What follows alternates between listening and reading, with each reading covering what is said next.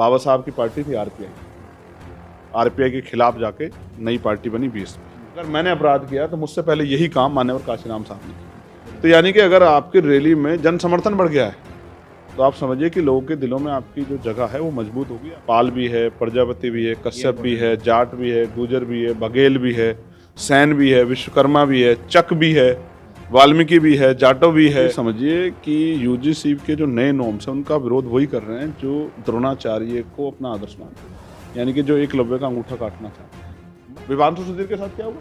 ये सरकार न्यायपालिका को भी अपने कब्जे में लेना चाहती है, न्यायपालिका की स्वतंत्रता खत्म करना चाहती है। कि ये यमराज तभी आएंगे जब अपराधी मुसलमान होगा, जब अपराधी दलित होगा, जब अपराधी पिछड़ा वर्ग होगा। एक बार ये कैडर तैयार हो जाए, आप मुझे जाति बता देना, उसी जाति के 2000 वोट होंगे उस पूरी विधानसभा में, तो उसको भी एमएलए बना के दिखाएंगे। कुर्मी समाज के सिटिंग एमएलए को थप्पड़ भूल गए हुए आप? हम नहीं भूले। दूसरी पार्टियां कमजोर वर्गों को पोजीशन देती है, पावर नहीं देती, और हम जिस समाज का एक एमएलए होगा उसको भी पावर देंगे। करूंगा मैं सिर्फ दलितों की राजनीति करूं, दलितों में सिर्फ एक जात की राजनीति करूं, मेरे खिलाफ एक शब्द नहीं करेगा, कोई षड्यंत्र नहीं होगा।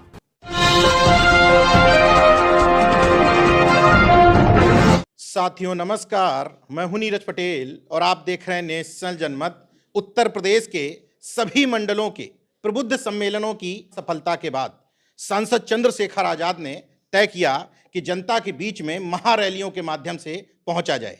पहली रैली मुजफ्फरनगर में हुई, आज उसी के दूसरे चरण में आगरा में महाजन सैलाब उमड़ा, क्योंकि मैं उसका गवाह था। क्या मकसद है? आपने पहले प्रबुद्ध सम्मेलनों के माध्यम से मंडल में पहुंचे, अब ये क्लस्टर बना करके अब 3-3 मंडलों की जो महारैलियां कर रहे हैं, क्या है इसके पीछे उद्देश्य? देखिए, जब प्रबुद्ध जन सम्मेलन किए गए उसका निचोड़ ये था कि नौजवान तो बड़े पैमाने पे पार्टी जुड़ गया है, लेकिन पढ़े लिखे बुद्धिजीवी लोगों को पार्टी से कैसे जोड़ा जाए, इसलिए प्रबुद्ध जन सम्मेलन हुए। उसमें 60-70% हमने रिटायर्ड कर्मचारी, वर्तमान कर्मचारी, चिंतक, पत्रकार, वकील, पूर्व न्यायाधीश, तमाम जो हैं जनप्रतिनिधि, पूर्व प्रधान, वर्तमान प्रधान, जिला पंचायत सदस्य, पूर्व विधायक, इस तरह के जिम्मेदार लोगों को बुला के चर्चाएं की, और जो विषय उन्होंने दिए उनको हमने मैनिफेस्टो में सम्मिलित करने के लिए और मंचों से भी उस पर काम करने के लिए विषयवार राजनीति, उसको प्राथमिकता दी। जब ये खत्म हुआ तो सब लोगों में बेचैनी हुई। कोई पार्टी अपनी बड़ी रैली कर रही थी, कोई किस तरह से जो है अपने आप को लोगों की नज़रों में रखने का प्रयास कर रही थी। तो पार्टी ने तय किया कि अब हमें, क्योंकि 24 में जब हम नगीना लड़े और दूसरा चुनाव हम लोग डुमरियागंज लड़े, तो ये था कि बाकी सीटों पर जहां हम लोग नहीं लड़ पाए वहां आजाद समाज पार्टी के संगठन ने किस तरह का जो है जन समर्थन तैयार किया, उसको कैसे सुनिश्चित किया जाए। तो भी रैली का मतलब ये होता है कि रैली में वही आता है जो आपके साथ खड़ा है, क्योंकि वहां उसको देखने वाले कई और लोग भी होते हैं। कोई मुंह नहीं लपेट के आना है, कोई छिपके नहीं बैठना, ये बंद कमरे की बात नहीं है। यहाँ आदमी आके स्पष्ट हो जाता है कि ये आदमी किस पार्टी जुड़ा हुआ है। तो फिर रैली की गई, मुजफ्फरनगर की रैली की गई, तो समर्थकों में तो उत्साह हुआ। बहुत सारे लोगों को ये भी लगा, बहुत सारे लोग कहने लगे कि तो पूरे प्रदेश की थी, पूरे देश की थी। तो मुझे लगा कि अब इस कार्यक्रम को आगे बढ़ा देना चाहिए। तो फिर 3-3 मंडल वाइज जो है और रैलियां करनी है। तो अब आज आगरा अलीगढ़ की होगी है, इसके बाद फिर कन्नौज की है 4 तारीख को, फिर संत कबीर नगर की है 8 तारीख को, फिर बाराबंकी की है, और एक और रैली जो लखीमपुर खीरी में तय हुई है मार्च में। इसके बीच में एक और रैली है। कुल मिला के ये जो पूरा वो है, ये उत्तर प्रदेश में आजाद समाज पार्टी कहाँ खड़ी है, किस क्षेत्र में वो कितनी शक्ति में है, इसका चिंतन मनन, और हमारी नज़र भी इस पर है कि हम किस तरह से समाज के बीच में प्यार विश्वास को बना पा रहे हैं। और मैं बड़ी जिम्मेदारी से इस बात को कह रहा हूँ, हालांकि स्थान बदल दिया गया था 3 दिन पहले, ठीक है, स्थान बदलने से लोगों के दिलों से आप नहीं निकाल सकते। तो जिस तरह का प्यार आज आगरा ने दिया, और आगरा को कहते हैं कमजोर वर्गों की राजधानी है आगरा, तो मैं अंदर से मुझे खुशी तो है, लेकिन इस बात का एहसास भी है कि यहाँ पार्टी के संगठन ने बहुत मेहनत की है। मैं ही जाम में फंस गया, आज तक ऐसा नहीं हुआ कि मुझे निकलने में वो ही, तो मैं 1 घंटे ज़्यादा आज मैं ही फंसा रहा। और मैं आज पहली बार डरा हूँ रैली में जाते हुए।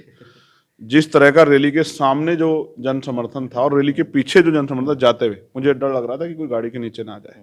आते भी यही हाल था। गाड़ी का हाल खराब हो गया, मेरा छोड़िए आप, गाड़ी का हाल, गाड़ी में धुएं उठ गए, क्योंकि इस तरह से गाड़ी चल ही नहीं पा रही थी। और जिस तरह प्यार और एक जो है ना, मतलब जुनून देखने को मिल रहा था नौजवानों में, वो बड़ा दिलचस्प था। और मैं समझता हूँ यही जुनून परिवर्तन करता है।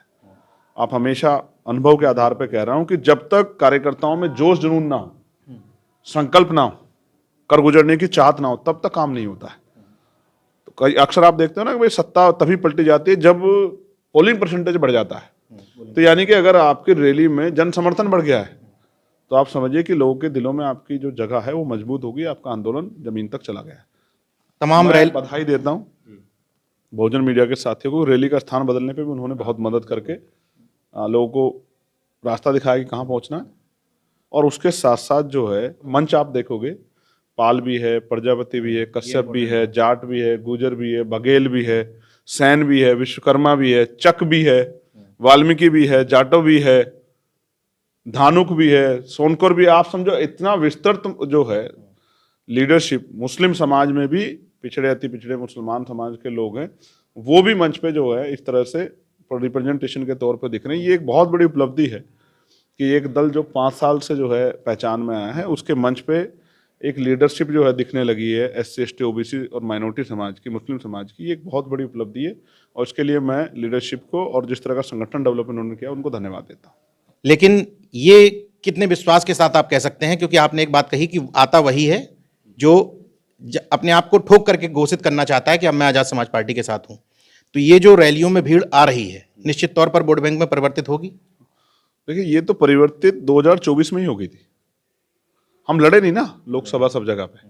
अब आप मतलब हाथ कंगन को आरसी किया और पढ़े लिखे को फारसी किया। हमने नगीना लड़ा, आपने भी अपनी मौजूदगी में देखा कि परिणाम किस तरह के रहे। मतलब विपक्ष से प्रत्याशी किसी को 1 लाख वोट मिले, किसी को 13,000 वोट मिले। देखो नीरज भाई, इस बात को समझो, जैसा मेरा अनुभव है, क्या तो किसी भरोसा नहीं करते और कर लेते तो फिर छोड़ते नहीं। पूर्व के अनुमान के कांग्रेस पे इन्होंने भरोसा किया, दलित पिछड़े मुसलमानों ने लंबे समय तक कांग्रेस को सत्ता में रखा। फिर कांग्रेस को छोड़ा, BSP भरोसा किया, लंबे समय तक उनको ताकत दी। और आज उस समाज ने छोड़ दिया कि 0-0 बन गई। ये समाज का छोड़ा हुआ, मेरा कि कोई उनको किसी नेता की वजह से नहीं है, ये समाज ने छोड़ा आपको। तो हमें भी पकड़ने के लिए बहुत सारे आकलन, जैसे है ना पानी में डाल डाल के गहराई नापी जाती, तमाम तरह के वो कर लिए। जब उनको एहसास हो गया कि भाई ये आदमी हमारे लिए काम कर रहा है, भाई ये शिक्षा के लिए लड़ रहा है, इसने गोली भी खा ली है, तो शिक्षा किसके बच्चों के लिए? सिर्फ अपने बच्चों के लिए, सबके बच्चों के लिए। तो इसका शिक्षा का फायदा किसको मिला? हमारे बच्चों को। अच्छे हॉस्पिटल बने किसको फायदा? हमारे बच्चों को। रोजगार आएगा तो किसको फायदा मिलेगा? हक वंचित कमजोर समाज को। और तमाम जो पॉलिसियां हम लोग वो कर रहे हैं, चाहे कानून व्यवस्था अच्छी बनानी हो, चाहे महंगाई पे चोट करनी हो, चाहे किसानों के लिए पॉलिसी बनानी हो, इससे आम जनमानस का हित होगा। हम पुलिस के लिए बोलते हैं, होमगार्डों के लिए बोलते हैं, जो और तमाम तरह के जवान हैं, अर्धसैनिक बल है उनके लिए बोलते हैं, सेना के जवानों के लिए बोलते हैं, आशा आंगनबाड़ी भोजन माता बहनों के लिए लड़ते हैं, PRD के जवानों के लिए लड़ते हैं, जो पंचायत सहायक हैं, रोजगार सेवक है, सबके लिए तो हम लोग पार्लियामेंट से लेकर सड़क तक आवाज उठाते हैं। अच्छा, आप तो बोलने में जाति का, वर्ग का या समुदायों का भेद नहीं करते, लेकिन OBC SC या वंचित तबके के लिए कुछ भी योजनाएं आई, जैसे UGC ने कुछ नॉर्म्स अपने दिए और निश्चित तौर पर समानता के लिए जरूरी था, संवैधानिक तौर पर ठीक था, लेकिन एक खास तबका है उसके पेट में मरोड़ शुरू हो जाती है। ये कैसे देखेंगे? तो आप ये समझिए कि UGC के जो नए नॉर्म्स हैं उनका विरोध वही कर रहे हैं जो द्रोणाचार्य को अपना आदर्श मानते हैं, यानी कि जो एकलव्य का अंगूठा काटना चाहते हैं। मैं इसलिए खुश हूँ, लोग दुखी हो सकते हैं, मैं इसलिए खुश हूँ कि SC ST के साथ OBC को भी उसमें जोड़ा गया। इस बात पर मैं खुश हूँ। उन्हीं ने यूनिटी बना दी। हाँ, मैं इस बात पे खुश हूँ, क्योंकि अगर SC ST रहता तो वो OBC को बरगलाने का काम करते कि भाई कल को आपके बच्चों को इस जुर्म का सामना करना पड़ेगा। देखो मेरे कानून सारे अच्छे हैं, उसका इम्प्लीमेंटेशन ये जो एजेंसी है ये उनके ऊपर डिपेंड करता है, जो चेयर्स उनके ऊपर डिपेंड करता है, उनकी सोच के ऊपर डिपेंड करता है।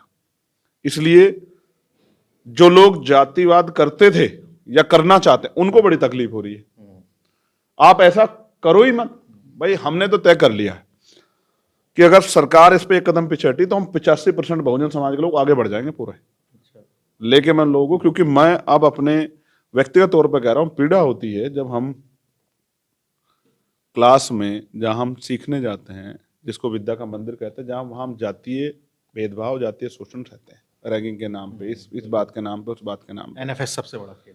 इसलिए ये बहुत जरूरी था, देर से हुआ, लेकिन अगर छोटे से लोगों को प्रभावित करने के लिए सरकार पीछे हटेगी तो इतने बड़े समुदाय के अंदर ये मैसेज चला जाएगा कि ये सरकार, हमारी सरकार, इस सरकार के पे नैतिक मूल्यों की कमी है और हमें सरकार से बहुत उम्मीद नहीं रखनी चाहिए। तो इसलिए हम भी तैयार हैं कि ना अब इस समाज में हम पायल तड़वी बनने देंगे, ना इस समाज में हम रोहित वेमुला दोबारा जो है उसको वो होने देंगे कि हमारे बच्चों के साथ इस तरह का जुल्म हो। हमने भी कमर कस ली है, अगर सरकार पीछे गई तो आप देखना कि हम चढ़ाई कर देंगे दिल्ली की तरफ पैदल ही। हम लोग रुकने वाले नहीं इस मामले में। हम अपने बच्चों को अब कॉलेज यूनिवर्सिटियों में, हर सेंटर में मरने नहीं देंगे, हायर एजुकेशन सेंटर में, ये बात स्पष्ट है। बेसिक क्या है, मंडल कमीशन याद होगा आपको, जब मंडल कमीशन आया तो मंडल कमीशन में जो हिंदू हिंदू भाई भाई का नाम लगाते हैं, तो पिछड़ों को जब अधिकार मिल रहे थे तो कौन था जो जलने मरने फूकने और तमाम तरह का विरोध और तमाम चीजें कर रहा था? कौन था? एसएसटी के लोग। एसएसटी के लोग तो पिछड़े वर्ग के लोगों से आगे खड़े होकर लाठी खाने के लिए तैयार थे, उनके नेता तैयार थे, वो तो सामाजिक न्याय को मानते हैं। कौन था जो रो रहा था? ये तो पिछड़े वर्ग के लोगों की आंखें बंद हो गई। इनको नहीं दिखता कि इनके अधिकारों के खिलाफ कौन है। एनएफएस कौन कर रहा है? आरक्षण खत्म, नौकरी खत्म हो जाएगी, सरकार डिपार्टमेंट खत्म, तो नौकरी कहां बचेगी आपके बच्चों को? कितने पिछड़े वर्ग के लोग कामयाब हो गए? 10% हो गए होंगे, 15% हो गए। आबादी तो 60% है, तो बाकी 45% तो हैंड टू माउथ है। ना खेती है, ना जमीन है, वो रोजगार है, ना बिजनेस है, ना नौकरी है, ना उद्योग है। कहां जाएंगे? पाल प्रजापति, कश्यप, सैनी, मौर्य, शाक्य, कुशवाहा, राजभर, केवटमल्ला का बच्चा, सैन का बच्चा, निषाद का बच्चा, विश्वकर्मा का बच्चा कहां से बैठ जाए कुर्सी पे इतने भेदभाव के बीच? कौन दे देगा नौकरी रोजगार? ये तो उनको सोचना है कि अपने बच्चों को क्या करना है। तो स्पष्ट है, इससे भी पता लग जाएगा ना कि हमारा अपना कौन है और हमारा पराया कौन है। ये भी सब स्पष्ट हो जाएगा, इनको भी स्पष्ट हो जाएगा। जो पिछड़े और दलित समाज में कुछ जाते हुए ऐसा लगता है कि भाई हम अब सामान्य वर्ग के तरह आ गए हैं, तो उनको पता लग जाएगा। आप औरों को छोड़ो ना, अब न्यायपालिका में आ जाओ ना। विवांशु सुधीर के साथ क्या हुआ? आपने आज भी ये मामला प्रमुखता से उठाया। निष्पक्ष निडरता से पूरी सरकार के गलत एजेंडे को चैलेंज करना हिम्मत की बात नहीं थी। फिर क्या हुआ?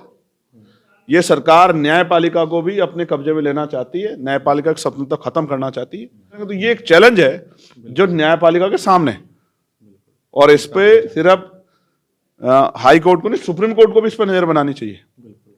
ये किस तरह का जो है प्रोटेक्शन जो है सरकार और एडमिनिस्ट्रेशन मिलके जो है, पुलिस मिलके जो है, किस तरह से। और मैं तो उस पिता के बारे में सोच रहा हूँ जिसको न्याय की उम्मीद जगी थी, उसके सपनों पर कैसी चोट हुई होगी, उसके अंदर किस तरह की पीड़ा पैदा हुई कि न्यायपालिका से भी न्याय नहीं मिलेगा तो कहाँ से मिलेगा? जब पुलिस और सरकार आपके खिलाफ है तो कहाँ से आपको न्याय मिलेगा?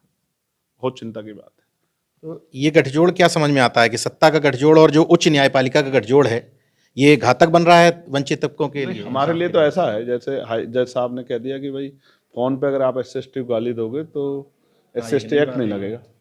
तो मैं कह रहा हूँ फोन पे अगर किसी को आप धमकी दोगे तो वो धमकी मानी जाएगी। सामान्य व्यक्ति को आप दे दो, जैसे आपको कोई दे दे कि भाई नीरज पटेल छोड़ूंगा नहीं तुझे, बहुत बहुजन समाज की बात करता है, बहुत मिशन की बात करता है, तुझे तेरे बच्चों को छोड़ूंगा नहीं, तो वो तो अपराध है। लेकिन फोन पे अगर एसएसटी के लोग किसने अपमानित शब्द कहे या इस तरह अपमान किया या कार्रवाई की होगी तो वो अपराध नहीं माना जाएगा। उनका कहना ये बहुत कुछ है। हमारे लोगों के सामने चिंता है, वो चीज़ों को देखें और परखें किस तरह का माहौल और किस तरह के कानून बन के उनको जो है जमीदज करने का प्रयास सरकारें कर रही है। आज मैं आपको एक बात बताता हूँ, पिछले लंबे समय से मैं आगरा में आके अपने लोगों से बात करना चाहता था, क्योंकि मैं जेल में था, मैंने बाबा साहब अम्बेडकर का वो भाषण पढ़ा था। और जो सबसे इम्पोर्टेंट उन्होंने कहा कि भाई देखो, मैं जब अपने चारों तरफ देखता हूँ तो मुझे एक भी ऐसा नौजवान नहीं दिखाई देता जो इस तंबू का बम्बू बन के इस आंदोलन चलाए। उन्होंने कहा मैं ऐसा बम्बू हूँ जिसके ऊपर बहुत सारे टेंटों का भार है, यानी कि इतने बड़े समाज का भार मेरे ऊपर है। मैं अकेला आदमी हूँ, मैं बूढ़ा हो चला हूँ, बीमार रहता हूँ। और अंत के शब्द ये थे कि मैं चैन से मरना चाहता हूँ। अगर एक भी नौजवान ऐसा खड़ा होकर इस आंदोलन रूपी तंबू का बम्बू बन के इस आंदोलन को आगे बढ़ाए तो मैं भी चैन से मर सकूँ। तो अगर हम बाबा साहब की सच्ची औलाद हैं, आप चंद्रशेखर को गाली दो, उसको बुरा कहो, उसको एजेंट कहो, उसको ये कहो, उसको सब कहो, लेकिन आप खुद से सवाल करो कि जिन बाबा साहब ने कलम के दम पे इतने बड़े समाज को मुख्य धारा में ला दिया, उनको स्वाभिमान सम्मान जीवन दे दिया, उस समाज ने बाबा साहब को क्या दिया? रही बात राजनीति की, तो बाबा साहब की पार्टी थी आरपीआई। आरपीआई के खिलाफ जाके नई पार्टी बनी बीएसपी, क्योंकि आरपीआई के जरिए बाबा साहब के सपनों को पूरा नहीं होने का मौका मिल रहा था। फिर बीएसपी के जरिए जब बीएसपी खुद से कमजोर होगी, 0 सीटों पे आ गई, तो बीएसपी को की पीड़ाओं को, बीएसपी के नाम को पीछे छोड़ते एसपी बनी, लेकिन पीड़ा समाज की है कि समाज को आगे बढ़ाना है। अगर मैंने अपराध किया तो मुझसे पहले यही काम मान्यवर काशीराम साहब ने किया, और ये इसलिए किया कि वो तो बड़े थे, वो तो नेता थे, हमारे रहबर थे, लेकिन मैं तो छोटा सा उनके आगे सिपाही हूँ, उनके नखून के बराबर हूँ। मैं तो सभी का सम्मान करता हूँ, लेकिन हमारे दिल में पीड़ा है कि बाबा साहब रोते रोते चले गए, 22 घंटे काम करके। सारे महापुरुष, फूले साहब हो, साहू जी हो, महामना अर्जक संघ के महामना राम स्वरूप वर्मा जी हों, चौधरी महाराज सिंह भारती, बाबू जगदेव प्रसाद कुशवाहा, जन्ना कपूरी ठाकुर हो, बाबू शिवदयाल चौरसिया हो, संतराम बी प्रजापति जी हो, या फिर ब्रह्मानंद लोधी जी हो, तमाम हमारे महापुरुष, दीना भाना वाल्मीकि जी चले गए। उनकी नस्लें के ऊपर क्या जिम्मेदारी नहीं बैठती कि वो महापुरुषों का आंदोलन चलाए? नहीं चलाएंगे तो कल आने वाली पीढ़ियां से जवाब मांगी तो क्या कहेंगे? हम नौकरी कर रहे थे, हम बिजनेस कर रहे थे, हम रोजगार कर रहे थे। जब सब लूट गया, सब बर्बाद हो गया, आज क्या बचा क्या समाज के पास? जितना सरकार सिस्टम था सब कोलैप्स हो गया है। सरकार अपने तरीके से अपने लोगों को रख रही है। दलित पिछड़े वर्ग के लोग घुट घुट के जी रहे हैं। मुसलमान पे धार्मिक जो आज़ादी है वो छीन ली गई है। डंडा बज रहा है रोज, कभी मस्जिद पे, कभी मदरसे पे, कभी खानका पे, कभी ईदगाह पे, कभी मकबरे पे, रोज कहीं ना कहीं। इस देश में 15 अगस्त 1947 के को जो तय हुआ कि भाई जिस भी धर्म के पास जो ऐतिहासिक विरासतें हैं वो उसी धर्म की रहेंगी, उनका स्वरूप नहीं बदला जाएगा। कितने ही जो हैं बदल दिए गए, कहीं कोर्ट ने आदेश दे दिया, चाहे संभल हो, बरेली हो, कई जगह पे, मथुरा हो, बदल दिए गए या बदलने की तैयारी है। स्पष्ट अधिनियम है उसके बावजूद कि धर्म स्थलों पर कोई चर्चा नहीं। हाँ, उसके बावजूद यहाँ जिस तरह से लोग कुचला जा, आज ईसाइयों को चर्चों में घुस के मार रहे हैं, उनकी प्रार्थनाओं को रोक रहे हैं। तो मैं पूछता हूँ, आर्टिकल 25-26 कॉन्स्टिट्यूशन के जो आर्टिकल 25-26 है, धार्मिक आज़ादी है, धार्मिक व्यवस्था है, उनको कैसे चैलेंज किया जा रहा है? और supreme court, high court, lower judiciary और पुलिस और सरकार बेटे कैसे देख रही है? इसका मतलब उनकी संविधान में आस्था नहीं है। अच्छा, उत्तर प्रदेश के मुख्यमंत्री से क्या तकलीफ है आपको? वो कोई बयान देते हैं, आप यमराज ढूंढने निकल जाते हैं, फिर कह रहे हैं यमराज हमें मिले नहीं रहे। उन्होंने कहा आज अगर कोई बेटी को छेड़ेगा तो हर चौक पे यमराज बैठे हैं, सीधा ऊपर का टिकट काट देंगे। जब कपसाड़ की बेटी को दरिंदे उठा ले गए, उसकी माँ को मार दिया, तो मैंने उनसे पूछा कि वो यमराज कहाँ है? छुट्टी पे तो नहीं चला गया? क्या बेटियों की जाति के आधार पे यमराज आएंगे, या क्षेत्र के आधार पे यमराज, या अपराधी की जाति के आधार पे यमराज आएंगे? यमराज का कोई पैमाना बना दिया है? इसलिए मैं कह रहा था, मैं अपने लोगों को बताने का प्रयास कर रहा था कि यमराज तभी आएंगे जब अपराधी मुसलमान होगा, जब अपराधी दलित होगा, जब अपराधी पिछड़े वर्ग से होगा। और अपराधी को अगर संरक्षण प्राप्त होगा तो ना यमराज आएंगे, फिर तो माला आएंगी, फिर तो स्वागत होगा, फिर तो कुर्सियों बिठा के सम्मान होगा।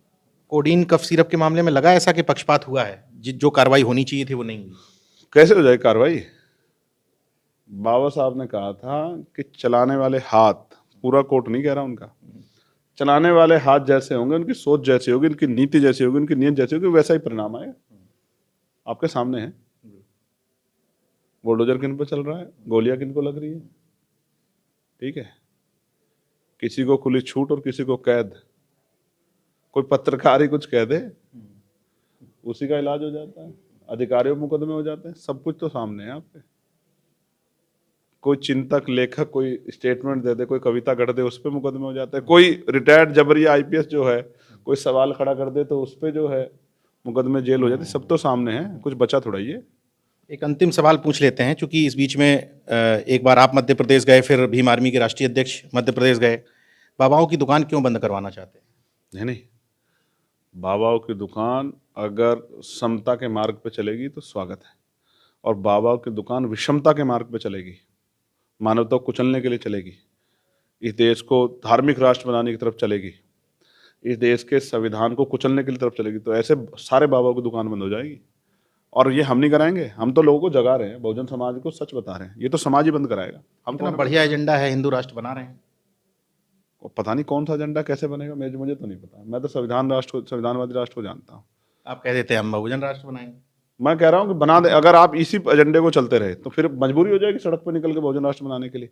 देखो नीज भाई, बाबा साहब ने कहा प्रथम और अंत्य भारतीय है, तो अपना देश सर्वोपरि है। तो देश की अस्मिता पे कोई चोट करेगा, देश के संविधान पे कोई चोट करेगा, देश की सेना के खिलाफ कोई प्रोपेगेंडा करेगा, देश की संप्रभुता, एकता, अखंडता को कुचलने का काम करेगा, तो फिर लड़ाई लड़ी जाएगी, सीधी बात। तो ये कह दूं मैं कि 2027 के लिए बिल्कुल ताल ठोक दी है आपने? जी सर, ताल बिल्कुल ठोक दिया, ताल ठोक दी, सब कहते हैं। जो भी आपके पास शब्द हो वो सब आप कह दो, हम तो कमर कस चुके हैं। और आपको आपके माध्यम से कह रहा हूं, जिसकी जितनी संख्या भारी उसकी उतनी हिस्सेदारी है। पिछड़े वर्ग के लोगों को, अति पिछड़े वर्ग के लोगों को, शेड्यूल कास्ट को, शेड्यूल ट्राइब को, मुस्लिम्स भाइयों को, बौद्धिस्ट भाइयों को, सिख भाइयों को, ईसाई भाइयों को, जो भी जहां मजबूत होगा जीतने की स्थिति में, और कोशिश करके मजबूत बनाएंगे और लड़ा के विधानसभा भेजेंगे। जिन जातियों को प्रतिनिधित्व नहीं मिला उन जातियों के भी एमएलए बनाने की कोशिश इस बार करेंगे। और फिर कह रहा हूं, पिछले आंदोलन में क्या हुआ मैं इसके लिए जिम्मेदार नहीं हूं, अगले आंदोलन में क्या होगा मैं इसके लिए जिम्मेदार, मैं जिस आंदोलन में हूं उसके लिए जिम्मेदार हूं। अब संख्या भारी में एक पेज फंसता है, जिन जातियों की संख्या नहीं है तो वो कहते हैं हम क्या करें फिर। उनके लिए भी इंतजाम है। एक बार ये कैडर तैयार हो जाए, मैं फिर कह रहा हूं, आप मुझे जाति बता देना, उसी जाति के और उसके 2000 वोट होंगे उस पूरी विधानसभा में, तो उसको भी एमएलए बना के दिखाएंगे। मैं बहुत बड़ी बात है भाई, मैं फिर कह रहा हूं, मेरी बात को समझो। बेसिक क्या है ना, बेसिक है समाज का तैयार होना विचार के आधार पे। कोई चला जाए, बिल्कुल सही है, हमें संख्या बढ़ानी है, वहां कोई चला जाए, हर जाति से लोग जीतते हैं बिल्कुल सही। ठीक है, वो जाए और जाके काम करे उस समाज के लिए। एक ही जाति की बहुलता और उनकी, चलो और छोड़ो ना, आप इधर ही आओ, यूपी में आओ, सबसे ज्यादा विधायक कौन से समाज के हैं? ब्राह्मण। क्यों रो रहे हैं सारे? उनका भी शोषण हो रहा है। उनका भी शोषण हो रहा है संख्या के आधार पे ही। उनके बाद कौन है? ठाकुर। क्यों रो रहे हैं कि भाई कोई सुनवाई नहीं हो रही? मुख्यमंत्री भी बैठे हैं, बल्कि जबकि मुख्यमंत्री बैठे हैं, केंद्र में मिनिस्टर बैठे हैं। उनके बाद कौन है? कुर्मी। अब बताओ, हिम्मत बताओ है क्या बोलने की? किस तरह पीट पीट के मार दिया था वहां मिर्जापुर में सिटिंग एमएलए को, कुर्मी समाज के सिटिंग एमएलए को थप्पड़। भूल गए हुए आप? हम नहीं भूले, हमें सब याद है। तो फिर ऐसी संख्या क्या करोगे? उसको फिर मैं, वो दूसरी पार्टियां कमजोर वर्गों को पोजीशन देती है, पावर नहीं देती। और हम जिस समाज का एक एमएलए होगा उसको भी पावर देंगे कि जाए अपने समाज को मुख्य धारा में लाके खड़ा करे, उसके लिए पॉलिसी बनाए, उनके बीच में जाए पूछे कि आपकी तरक्की किस तरह सुनिश्चित हो सकती है। और सबसे बड़ा काम करेंगे, ऐसी एजुकेशन पॉलिसी लागू करेंगे कि 100 रुपए के खर्च में गरीब आदमी ऐसी पढ़ाई का बच्चा ऐसी पढ़ाई लेगा जैसा 20,000 रुपए की उसमें नहीं होता, 20,000 रुपए की महीने की उसमें क्या नाम फीस में, ऐसी पढ़ाई लागू करेंगे। 2,000 रुपए नहीं देंगे, पढ़ लिख के उनका बच्चा 50,000 का रोजगार करेगा, दुनिया में उसका सम्मान बढ़ेगा। वो अपनी माँ के आंसू पूछेगा, अपनी माँ को उठने का, अपने पिता को सम्मान से जीने का मौका देगा।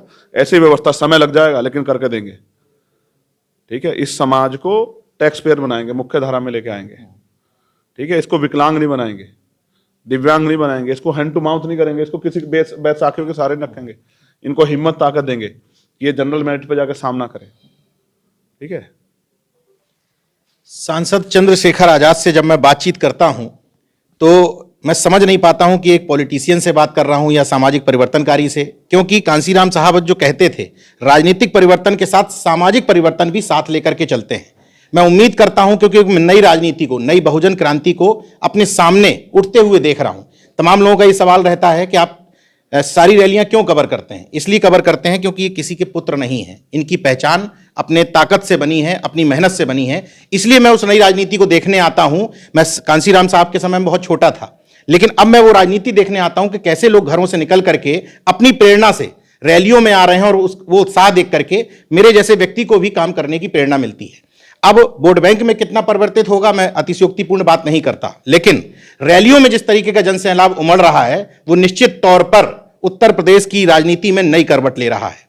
तो मैं भी एक उम्मीद करूंगा कि जितनी बातें चैनल पर जाती हैं लोगों के माध्यम से, आप ऐसे ही रहेंगे, इसी बहुजन राजनीति को आगे बढ़ाएंगे और वही सामाजिक परिवर्तन के लिए काम करेंगे, तो आपको कोई रोक नहीं सकता। तो एक बात जानिए, कोई सिंबल से आता है, कोई किसी के पिता, किसी की माँ, किसी के दादा, इस बैकग्राउंड से आता है, और मुझे कमजोर वर्गों ने चुनकर भेजा है। बिल्कुल, संघर्ष के दम पे, इसमें कोई शक नहीं। संघर्ष तो सब बहुत लोग करते हैं, लेकिन उन्होंने उस संघर्ष को सराहा, हिम्मत दी, पैसा दिया चुनाव लड़ने का, वोट दिया है। मुझे मेरे बहुजन समाज ने वहां भेजा है। मेरी जिम्मेदारी है कि मैं उनके लिए लड़ूं, उनके हक की बात करूं, उनको ताकत दूं। और इसलिए मैं पार्लियामेंट में बिल लेके आया, SC ST OBC के लोगों को निजी क्षेत्रों में आरक्षण मिले, क्योंकि अभी सामाजिक न्याय की स्थिति सामान्य नहीं हुई है। तो मैं कहाँ से आया हूँ? संघर्ष तो बहुत लोग कर रहे हैं, मुझे मेरे बहुजन समाज के लोगों ने, दलितों ने, पिछड़ों ने, मुसलमानों ने, आदिवासियों ने चुन के भेजा वोट और नोट देके। मैं ऊपर से नहीं आया।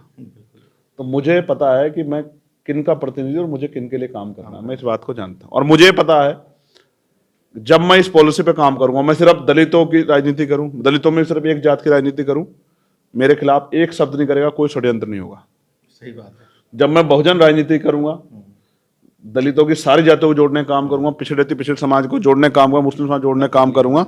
जब मैं विकल्प बनने के, आजाद समाज पार्टी विकल्प बनने की तरफ जाएगी, तो मेरे खिलाफ सारे षड्यंत्र होंगे और इन षड्यंत्रों से डरने वाला नहीं। जेल चला जाऊंगा, सारे काम कर लूंगा, लेकिन इस आंदोलन को किसी कीमत पे बहुजन हिताय बहुजन सुखाय से भटक नहीं दूंगा। मेरी बात काफी याद है। देखते रहिए नेशनल जनमत, जागरूक और सजग बने रहिए। जय विज्ञान, जय संविधान, जय लोकतंत्र। धन्यवाद।